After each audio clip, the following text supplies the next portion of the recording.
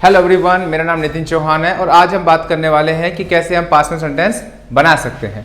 तो सबसे पहले हम पास्ट के बारे में बात कर रहे हैं। तो पास्ट के बारे में जानने का सबसे अच्छा तरीका ये है कि और हम कह सकते हैं कि पास्ट जो है सबसे इंटरेस्टिंग बुक है जिससे हम बहुत कुछ सीख सकते हैं। यानी कि आज हम बात कर रहे हैं कैसे आप पास्ट में सेंटेंस बनाओगे इंग्लिश में। तो पास्ट में कोई काम आपने 100% किया है, यानी कि आपने कोई काम 100% किया है, तो आप कैसे बताओगे कि कोई काम आपने 100% किया है। ऐसा इसलिए है क्योंकि जब भी हम कम्युनिकेशन करते हैं तो कम्युनिकेशन का मतलब होता है कि कितनी आप अपनी बात को सही तरीके से रखते हैं। यानी कि आप अगर सच बोल रहे हैं तो आपका कम्युनिकेशन कभी खराब नहीं होगा, लेकिन अगर आप झूठ बोल रहे हैं या आप हो सकता है कि आप झूठ नहीं बोल रहे हैं लेकिन आपकी बात करने के तरीके से सामने वाले को लग रहा है कि आप झूठ बोल रहे हैं, तो आपका कम्युनिकेशन खराब हो जाएगा। तो हमें इस बात का ध्यान रखना होता है कि जो बात हम कहना चाहते हैं सामने वाले को ठीक वैसा ही समझ में आए, इसके अलावा कुछ और समझ में ना आए।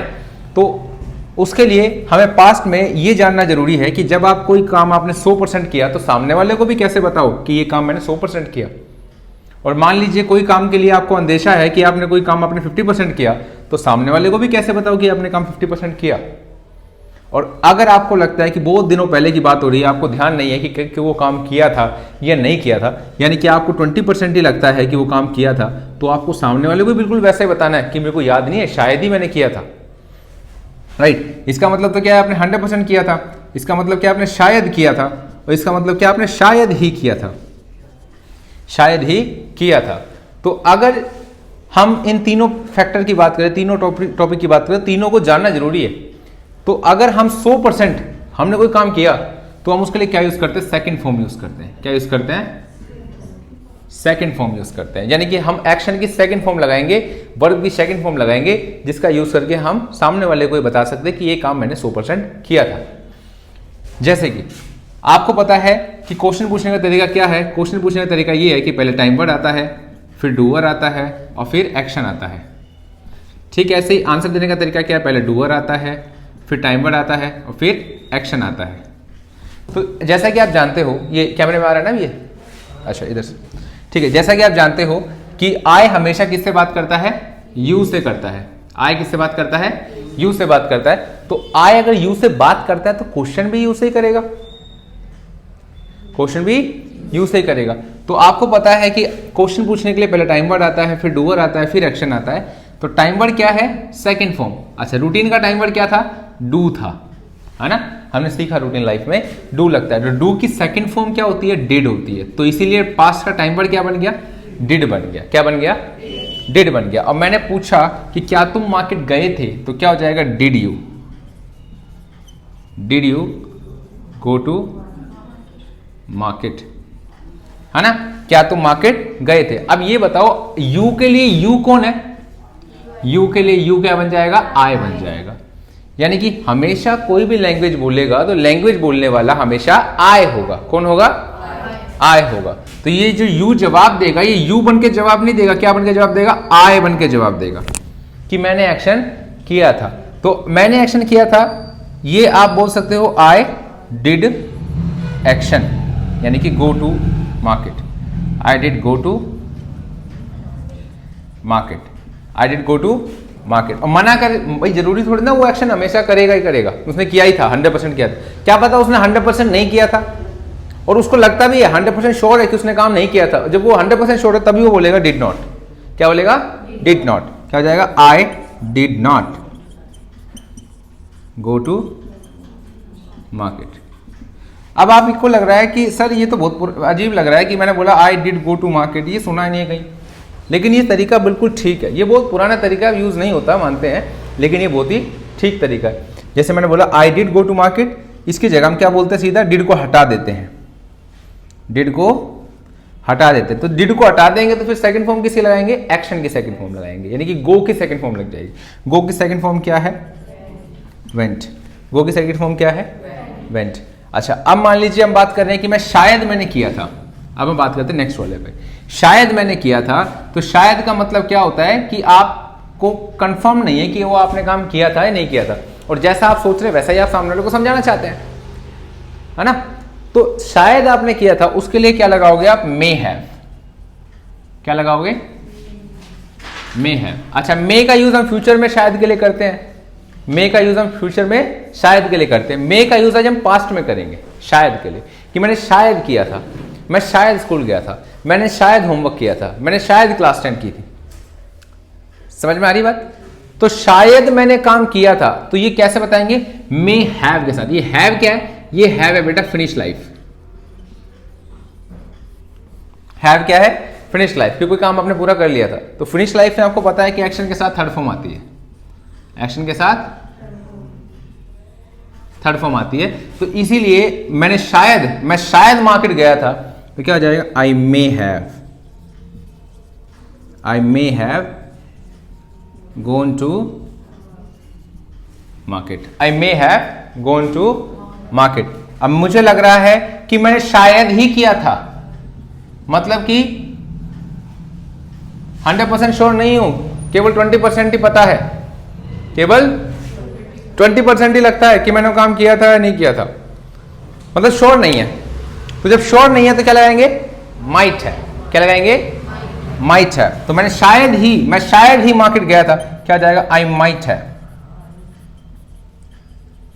हैव गोन टू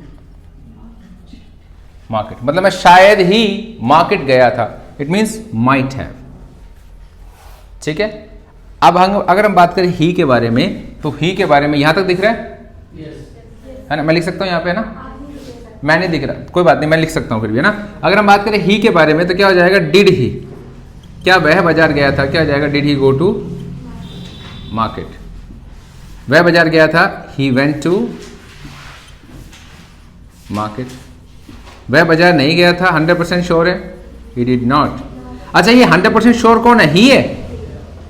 नहीं, जवाब देने वाला श्योर है। ये अगर हम बात कर रहे हैं ही वेंट टू मार्केट, क्या मतलब ही श्योर है?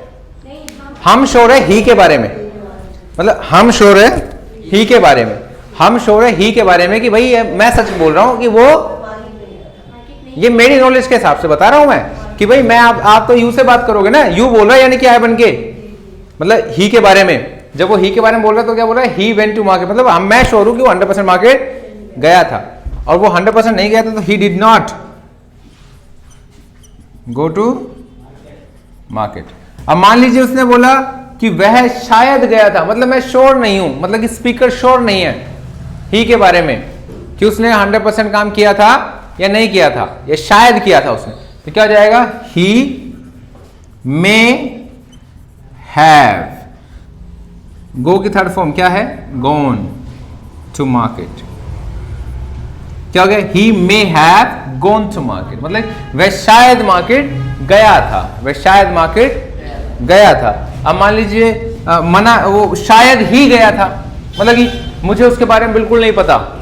भाई मैंने तुमसे पूछा कि क्या रमेश मार्केट गया था, अब मुझे नहीं पता, I do not know about that, is he going to market और नॉट, मतलब वो गया हुआ था या नहीं गया हुआ था। तो मतलब कि अब कैसे बताओगे आप? यही बताओगे सिंपल तरीका, ही मे की जगह लाओगे might, he might have gone to market. जैसा कि मैंने आपको पहले ही बताया कि लैंग्वेज लर्निंग